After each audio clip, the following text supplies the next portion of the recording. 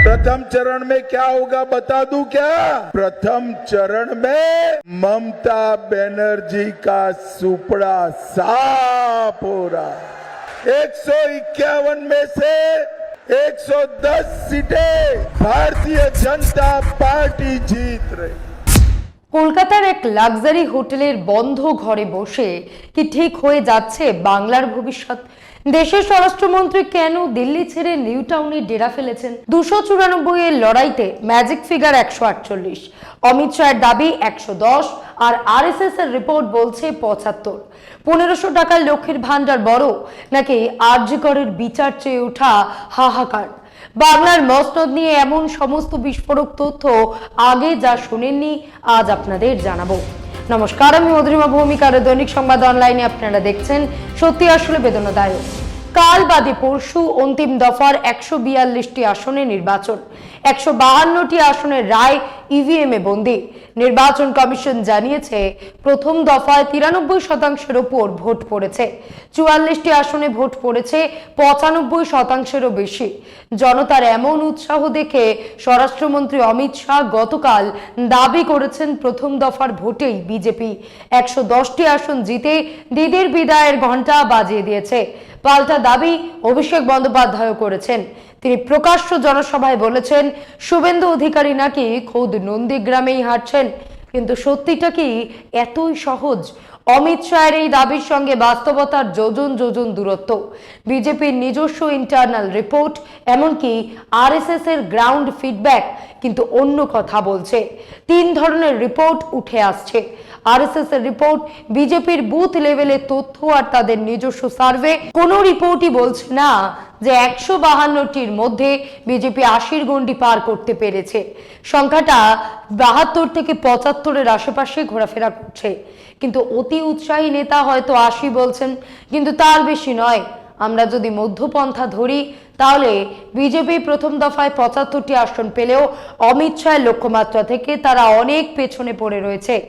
বাংলার 294টি আসনের বিধানসভায় ম্যাজিক ফিগার হলো 148।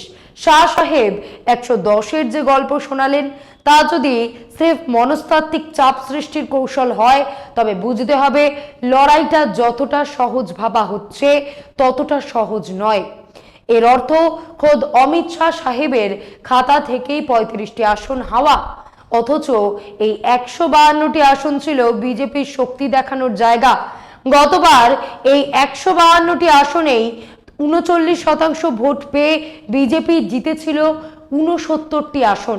অমিত শাহের দাবি সত্যি হলে 152-র মধ্যে 110টি আসন পেতে হলে গেরুয়া ঝোলায় পড়তে হবে 72% ভোট।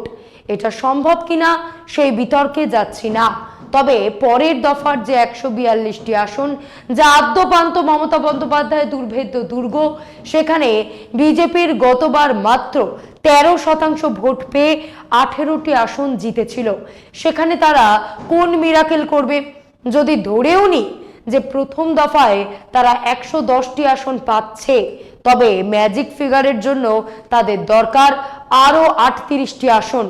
29 এপ্রিলের ভোটে 38টি আসন পেতে হলে গেরুয়া ঝোলায় পড়তে হবে 27% ভোট, মানে গতবারের 13%-এর দ্বিগুণেরও বেশি ভোট।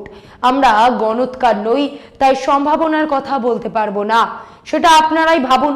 অনেকেই বলছেন প্রথম দফায় রেকর্ড ভোট পড়েছে মানেই তার সরকারের বিরুদ্ধে প্রবল হাওয়া, কিন্তু বাংলায় ইতিহাস অন্য কথা বলছে। 2011-তে বামফ্রন্ট যখন ক্ষমতাচ্যুত হয়েছিল তখনকার ভোটের হার আর মমতার জেতা গত দুটো নির্বাচনে শতাংশের পার্থক্য ছিল মাত্র 1.5 থেকে 2 বিন্দু। পশ্চিমবঙ্গে ঐতিহাসিকভাবেই 82 থেকে 84% ভোট পড়ে। আগে 100 জনের ভোটার লিস্টে 83 জন ভোট দিতেন, এবার 100 থেকে 12 কেটে গিয়ে 88-র মধ্যেও সেই 83 থেকে 84 জনই ভোট দিচ্ছেন। এসআইআর আর এনআরসি বিতর্কে বাংলার আকাশে বাতাসে এমন একটা রাজনৈতিক উত্তাপ তৈরি করা হয়েছে যে ভোটাররা মনে করছেন এবার ভোট না দিলে বড় কিছু হাতছাড়া হয়ে যাবে। প্রচারে বিজেপি বলছে এবার সরকার গড়তে না পারলে পশ্চিমবঙ্গে নাকি সনাতন ধর্ম শেষ হয়ে যাবে। আগামী 2 দশকে হিন্দুরা সংখ্যালঘু হয়ে পড়বে আর বাংলা হয়ে যাবে বাংলাদেশ।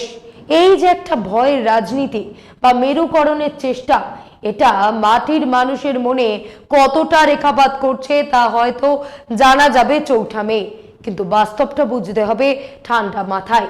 যে রাজ্যে 30% উপর মুসলিম ভোট রয়েছে, সেখানে লড়াই করতে গেলে বিজেপিকে তো নিজস্ব একটা কৌশল সাজাতেই হবে, আর হিন্দু ভোটকে এককাট্টা করাই তাদের স্ট্র্যাটেজি।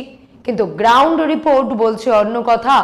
বাংলার এই নির্বাচন পুরোপুরি হিন্দু মুসলিম লড়াইয়ে পরিণত হয়নি, বরং লড়াইটা হচ্ছে তৃণমূলের 15 বছরের শাসনের খতিয়ান নিয়ে। এসআইআর এ নাম কেটে যাওয়ার পর মুসলিম ভোট এখন প্রায় 27%, 70% হিন্দু বনাম 27% মুসলমান। বিজেপি যদি হিন্দু ভোট পুরোপুরি নিজের দিকে টানতে পারত, তবে লড়াই তো ওখানেই শেষ হয়ে যেত। লড়াইটা অতটা সহজ নয়। গতবার যে 142টি আসনের মধ্যে তৃণমূল 123টি জিতেছিল আর বিজেপি ছিল মাত্র 18তে, সেখানে বিজেপিকে সরকার গড়তে হলে এই সংখ্যাটা অন্তত দ্বিগুণ করতে হবে। 18 থেকে বেড়ে হতে হবে 36 বা 37। দেখুন, রাষ্ট্রীয় শাসকের গুজরাট লবি এবার বাংলা দখলের পথে কোনো কসুর বাকি রাখেনি। বড় মাপের খেলা হয়েছে। অ্যাডজুডিকেশন পর্বে প্রায় 27 লক্ষ ভোট, যা প্রথাগতভাবে মমতাই পেতেন, তা সুকৌশলে কেটে দেওয়া হয়েছে। মুখ্যমন্ত্রীর পছন্দের অফিসারদের ঝাড়ে বংশে ছেটে ফেলা হয়েছে। চিফ সেক্রেটারি থেকে শুরু করে জিডিপি, হোম সেক্রেটারি, এমনকি অনুগত এসপি, ডিএম, পুরো তালিকা ধরে কমিশনকে দিয়ে তাদের সরিয়ে দেওয়া হয়েছে। মুসলিম পকেটগুলোতে কেন্দ্রীয় বাহিনীর কড়া পাহারা বসানো হয়েছে, তাদের সশস্ত্র করে রাখতে এমনকি সুদূর কাশ্মীর থেকে জঙ্গি দমনের সাজোয়া গাড়ি নিয়ে আসা হয়েছে কলকাতায়। এক কথায় মমতার হাত পা বেঁধে ফেলার সমস্ত ছকই তৈরি। 2021 সালেও বিজেপি আপকি বার 200 পার স্লোগান দিয়েছিল। মোদী, শাহ, জেপি নাড্ডা, রাজনাথ সিং, স্মৃতি ইরানি, নিতিন গডকরি, আদিত্যনাথ থেকে শুরু করে এক ঝাঁক মুখ্যমন্ত্রী প্রায় কার্যত বাংলার অলিগলি দখল করে ফেলেছিলেন। তৃণমূলের এক ঝাঁক নেতা, তাদের সঙ্গে বাংলা সিনে জগতের এক ঝাঁক শিল্পী বিজেপিতে যোগ দিয়েছিলেন, কিন্তু শেষমেশ 77-এই গেরুয়া রথ আটকে গিয়েছিল। গতবার নরেন্দ্র মোদী পশ্চিমবঙ্গে 21টি জনসভা করেছিলেন। এবার সেখানে জনসভা, রোড শো মিলেমিশে করছেন 14 থেকে 15টি। এবার জনসভা কম করে বরং অপটিক্স রাজনীতিতে মোদী বেশি সময় কাটাচ্ছেন এখানে। ঝালমুড়ি খাচ্ছেন, গঙ্গা বিহার করছেন, রোড শো করছেন, বেলুড় মঠে যাচ্ছেন, ইত্যাদি ইত্যাদি। দেখুন, রাজনৈতিক দল তাদের নিজস্ব ন্যারেটিভ তৈরি করবে। লোকসভায় 400 পারের স্লোগান আমরা শুনেছি, কিন্তু বাস্তব ফল কি হয়েছিল সবার জানা। তাই স্লোগান দেখে নয়, আমাদের তাকাতে হবে মাটির খবরের দিকে। আগামী পরশু যে 142টি আসনে ভোট হবে, তার মধ্যে গতবার দক্ষিণ 24 পরগনার 31টি আসনের মধ্যে শুধু ভাঙড়ে আইএসএফ ছাড়া 30টি ছিল তৃণমূলের দখলে। তার উপর গতবার তৃণমূল প্রায় 68টি আসনে 20,000 থেকে 70,000 ভোটের ব্যবধানে জিতেছিল। এই বিশাল ব্যবধান টপকে জয় ছিনিয়ে আনা বিজেপির জন্য হিমালয় জয়ের মতোই কঠিন।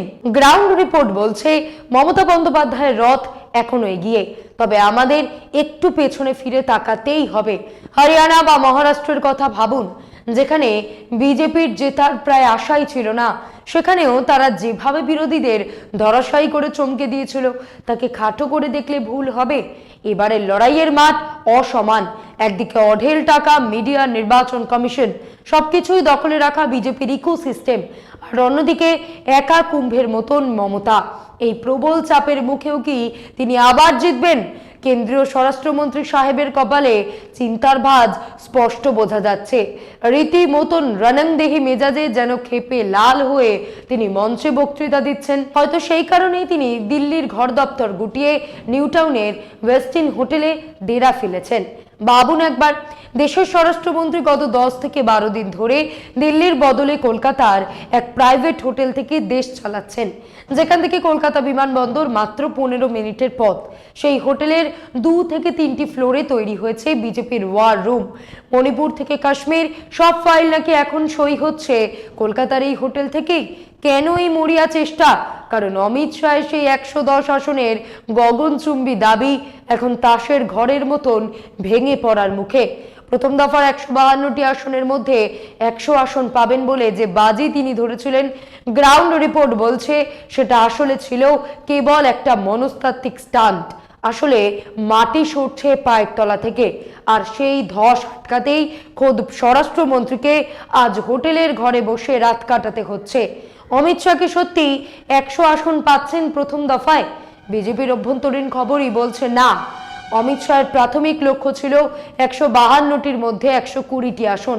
পরে পরিস্থিতি বুঝে তিনি সেটা কমিয়ে 110-এ নামিয়ে আনেন। কারণ বিজেপিও জানে 29 এপ্রিল যে 142টি আসনে ভোট হবে, গতবার তারা সেখানে তৃণমূল পেয়েছিল অবিশ্বাস্য 87% ভোট, পেয়েছিল 123টি আসন। বিজেপির নিজস্ব ইন্টারনাল রিপোর্ট বলছে উত্তরবঙ্গের 54টি আসনের মধ্যে তারা 32 থেকে 33টির বেশি দেখতে পাচ্ছে না। আর সব মিলিয়ে 152টি আসনের মধ্যে আরএসএস, বিজেপি বুথ লেভেল এবং সেন্ট্রাল সার্ভে তিনটে রিপোর্টের কোনোটি 80-র ঘর পার করতে পারছে না। তার মানে খোদ অমিত শাহের দেওয়া টার্গেট থেকে বিজেপি অন্তত 20 থেকে 30টি আসন পিছিয়ে রয়েছে। এবার দ্বিতীয় দফার 142টি আসন মূলত কলকাতা এবং তার পার্শ্ববর্তী এলাকা, যেখানে মমতার একচ্ছত্র আধিপত্য। সেখানে তৃণমূল যদি 100-র উপর আসন টেনে নেয়, তবে বিজেপির যাবতীয় খেলা তো ওখানেই শেষ।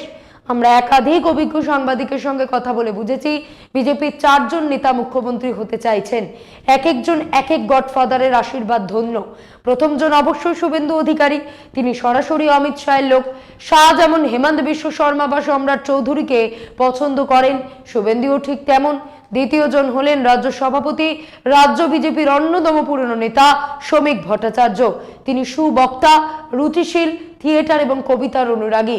জরুরি অবস্থার সময় জেল খেটেছেন, খাঁটি আরএসএস আদর্শে পরিণত হয়েছেন, অথচ তার ভাবভঙ্গি একদমই কট্টরপন্থী যোগী টাইপের নয়, বরং অনেক বেশি মার্জিত। তিনি বাংলার মুসলিমদের শুভেন্দুর মতন সমুদ্রে ছুঁড়ে ফেলার হুমকি দেন না। শ্রমিকের সম্পর্কে অনেকেই বলেন good man in the wrong party. তৃতীয় জন হলেন সুকান্ত মজুমদার। তিনি শুধু মোদির কাছের লোক নন, একজন উচ্চশিক্ষিত বোটানি প্রফেসর। তার ভাষাও অত্যন্ত পরিশীলিত, ফালতু কথা বলেন না, তার রাজনৈতিক পর্যবেক্ষণও বেশ গভীর। আর চতুর্থ জন দিলীপ ঘোষ। 2014 সালে আরএসএস থেকে তিনি যখন বিজেপির হয়ে কলকাতায় পা রাখেন, তখন থেকেই তার লড়াকু মেজাজ সবার নজর কেড়েছিল। তার সভাপতিত্বেই বিজেপি 19-এর লোকসভায় এখনো পর্যন্ত সর্বোচ্চ 18টি আসনে জিতেছিল। সেই সুবাদেই 21-এর বিধানসভা ভোটে 200 পারের স্লোগান তুলেছিলেন অমিত শাহ। বিড়ম্বনাটা এখানেই, এই 4 জনই হেভিওয়েট, 4 জনই যোগ্য এবং 4 জনই নবান্নের চেয়ারটা নিজের মনে করছেন।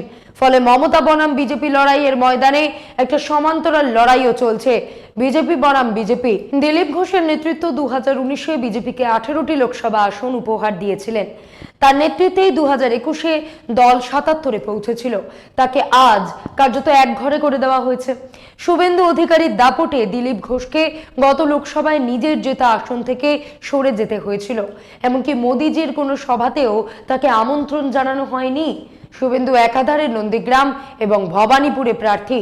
শুভেন্দুর মনোনয়নের সময় পাশে থেকেছেন স্বয়ং দেশের স্বরাষ্ট্রমন্ত্রী। এই অপটিক্স থেকে মনে হচ্ছে শুভেন্দুই প্রজেক্টেড সিএম। দলের এই গৃহযুদ্ধ শেষ পর্যন্ত কার ঘর পোড়াবে বলা মুশকিল।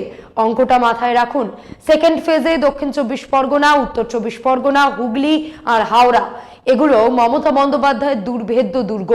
বড় জোর নদিয়া বা মতুয়া বেল্টে বিজেপি কিছু আসন বাড়াতে পারে, কিন্তু বাকি জায়গায় মমতা 2 থেকে 5টার বেশি আসন হারবেন বলে আমাদের গ্রাউন্ড রিপোর্ট বলছে না। বাংলার যে কটি সমস্ত ওপিনিয়ন পোলের কাজ করছে, প্রায় সকলের সঙ্গেই আমরা কথা বলে বুঝেছি গতবারের চেয়ে 30 থেকে 40টি আসন হয়তো কম পাবেন মমতা, যার সুবিধা পাবে বিজেপি বা বাম কংগ্রেস জোট। কিন্তু বিজেপির পক্ষে 110-এর গণ্ডি পার করা খুব মুশকিল, যদি না ভেতরে ভেতরে বিরাট কিছু মেরুকরণ ঘটে গিয়ে থাকে। এখানে একটা বড় সতর্কবার্তা রয়েছে। রাষ্ট্রীয় শাসকের গুজরাট লবি কখন কি খেলা ঘুরিয়ে দেবে তা কেউ জানে না। হরিয়ানা বা মহারাষ্ট্রের দিকে তাকান, সেখানে জয় নিশ্চিত ছিল বিরোধীদের, সেখানেও শেষ মুহূর্তে পাশা উল্টে দিয়েছিল বিজেপি।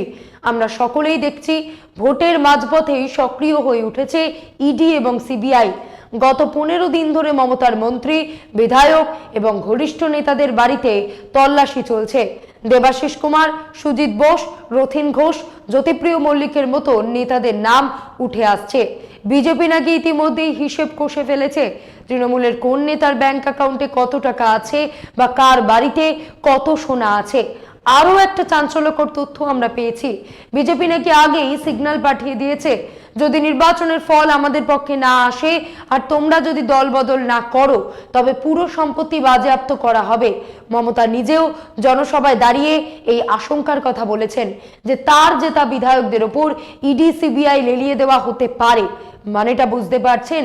যদি লড়াই খুব ক্লোজ হয়, অর্থাৎ আসনের ব্যবধান যদি মাত্র 15 থেকে 20 হয়, তবে ময়দান চলে যাবে তদন্তকারী সংস্থাগুলোর হাতে। ইডির ভয় দেখিয়ে বিধায়ক কেনাবেচার যে ফর্মুলা বিজেপি অন্য রাজ্যে সফলভাবে প্রয়োগ করছে, বাংলার মাটিতেও কি সেই একই স্ক্রিপ্ট লেখা হচ্ছে? অঙ্ক আর রাজনীতির রসায়ন যে সবসময় এক পথে চলে না, তা অমিত শাহের একটা গোপন মন্তব্যেই পরিষ্কার। বন্ধ দরজার আড়ালে শাহ সাহেব নাকি তার সেনাপতিদের স্পষ্ট নির্দেশ দিয়েছেন, আমাকে অন্তত 116 আসন এনে দাও, বাকিটা আমি দেখে নেব, সরকার আমিই গড়ব। এর মানে কি এই যে সংখ্যাগরিষ্ঠতা না পেলেও বিজেপি অন্য কোনো উপায়ে ক্ষমতার আসার ছক কষে রেখেছে? যদি সত্যিই মমতা বন্দ্যোপাধ্যায় সংখ্যাগরিষ্ঠতা পান কিন্তু বিজেপি 100 বা 110-এর কোটা পার করে ফেলে, তবে কি শুরু হবে অপারেশন লোটাস? ভোটের ময়দানে লড়াই হচ্ছে দিদি বনাম মোদির, কিন্তু নেপথ্যে লড়াইটা চলছে সংবিধান বনাম কৌশলের। আজ পর্যন্ত যা পরিস্থিতি, তাতে মাঠের লড়াইয়ে মমতা বন্দ্যোপাধ্যায় নিশ্চিতভাবেই এগিয়ে, কিন্তু ভোটের ফল বেরোনোর পর গুজরাট লবি কোন ফর্মুলায় খেলা ঘোরাবে তা নিয়ে খোদ দেশের ব্যবস্থার উপরও ভরসা রাখা কঠিন হয়ে পড়ছে। সবশেষে জরুরি প্রশ্ন, বাংলার মানুষ হই হই করে রায় দিচ্ছেন ভোট যন্ত্রে, আর দিল্লির চাণক্যরা গুটি সাজাচ্ছেন রিসর্ট পলিটিক্স আর এজেন্সির দপ্তরে। শেষ হাসি কে হাসবেন? নবান্নে কি দিদি ফিরবেন, নাকি শাহের 116 ফর্মুলা বদলে দেবে বাংলার ইতিহাস? উত্তর দেবে সময়। আজ এই পর্যন্তই। এমন আরো বিষয় জানতে অবশ্যই সাবস্ক্রাইব করুন, লাইক কমেন্ট শেয়ার করুন। দেখতে থাকুন দৈনিক সংবাদ, শুধু না আমি যথেষ্ট।